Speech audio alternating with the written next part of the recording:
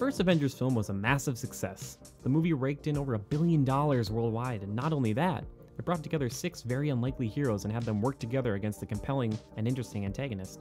With all its success, many questions are left to be answered in the sequel. Will the team be just as colorful and entertaining as their first outing? Will Ultron prove to be just as interesting a villain as Loki? Will there be shawarma?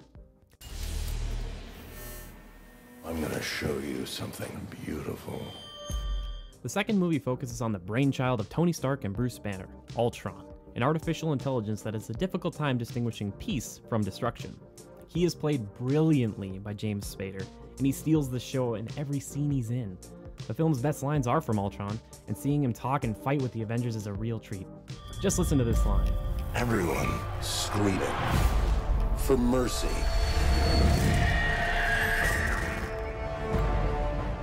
We could listen to this guy read a phone book and still be entertained. One amazing thing that this film does is that it makes you somewhat empathize with Ultron's plight. He was programmed for peace, and he believes that the Avengers, and the human race in general, need to be eradicated for this to happen. This is truly an accomplishment when you remember that his ultimate goal is to destroy all humans. His character arc, personality, and demanding presence make him the best villain in the Marvel Cinematic Universe to date.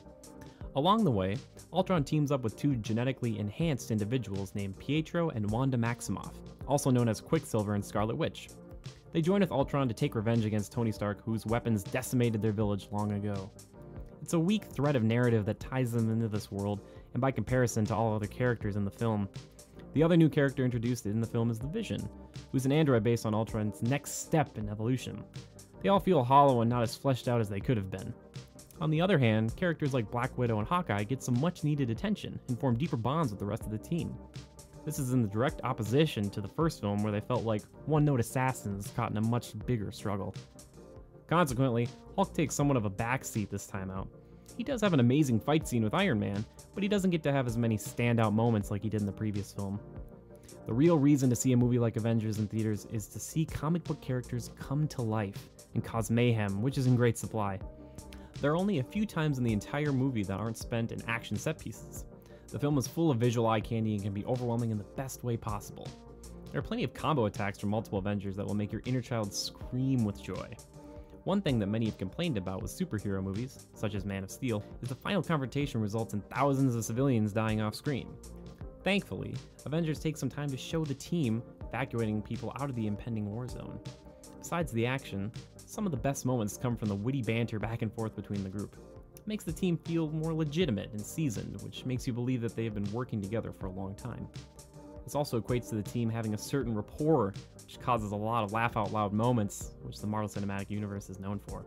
All in all, Avengers Age of Ultron is superior to the first film in many ways. The action is more frenetic and gorgeous, the story is more interesting because it is based on the flaws of the team, and the villain is just plain fantastic.